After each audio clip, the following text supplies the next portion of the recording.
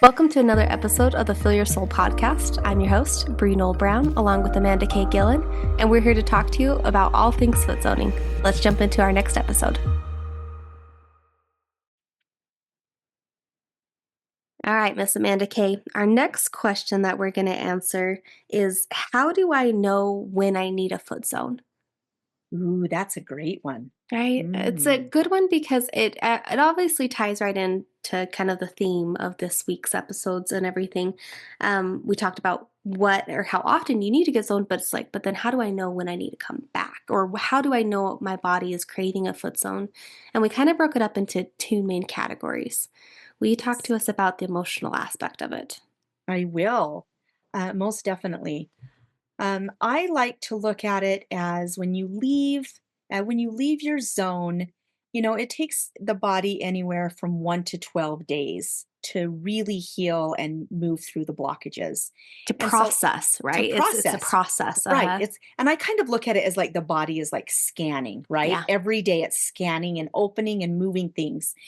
And, after that 12 days, what I like to do is really have them pay attention to how are you feeling? Hmm. Are your emotions, are you still walking on sunshine and you have a smile and you're feeling calm, Hmm. and you're moving through the day with a little pep in your step, or maybe you're calmer than normal and you are loving that feeling.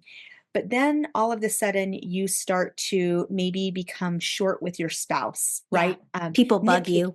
Hmm. Yes. Maybe you have road rage and you're like, "Ugh," just those types of things. Maybe you're crying a little bit more, or when people say things to you, you are taking it more personal than what you normally would. Yes. To me, those types of emotions, that is your body saying, "Hey, I've kind of fallen off the track here. Bring me back in because there's a little more work to do." And Hmm. to me, I look at it like that onion, and the body's ready, and the body's saying, "Hey, I'm ready to get rid of one more layer of the onion because I'm feeling so good, and I'm ready for that other layer so I can balance even more." That's what Absolutely. I would say. I 100% agree with that. And I think the key to it is there is a relationship between the body, the spirit, the mind, like everything is trying to communicate together. And when you're getting triggered or frustrated or angry, that's just feedback. That's just the spirit, your body, your energy telling you, hey, something's off. And usually it's Right. because it's in conflict of some sort, like it's in conflict with your values or you're struggling with something and you need to process it a little bit more deeply. So that's going to be a telltale sign on the emotions. When it Yes. comes to physical, usually it's when the symptoms start to show back up, and so you went and got zoned and your back pain went from an 8 to a 2. And then, over the next 3 weeks, it creeps back up slowly and you're all of a sudden you're at a 6, right? You don't need to be at an 8 again to come get zoned. It's like, hey, it's showing back up. So that could Mhm. be a good one. Um, we talked about also actually your feet hurting, right? Because Yes. when the feet, it's funny, we always joke in my family, I wish a foot was just a foot now because it's not like my feet talk to me and I'll be Right. walking and I'm like, oh, my stomach. And then I'm like, wait, on my stomach on my foot hurts. But the feet will tell you if they start to get sensitive. It could be definitely time to get zoned again. Right. I have to say something really quickly. Please. I actually had a client reach out to me and say, "Hey, I've got to get on your schedule. My feet are killing me and I need to know why." Yeah, because the cool thing is when it's again that relationship and that feedback.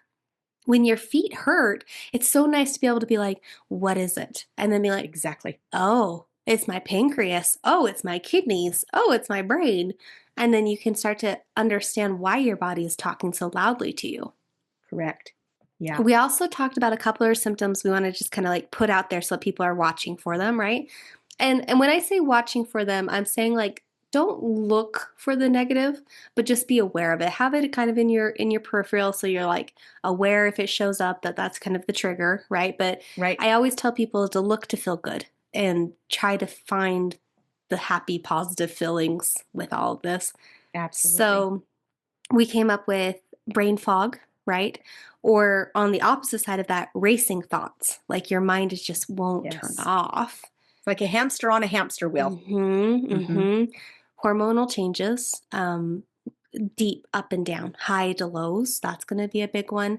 Pain is a huge one because pain is pay attention inward now, right? So that's going to be a way that the body talks to you. And then difficulty sleeping.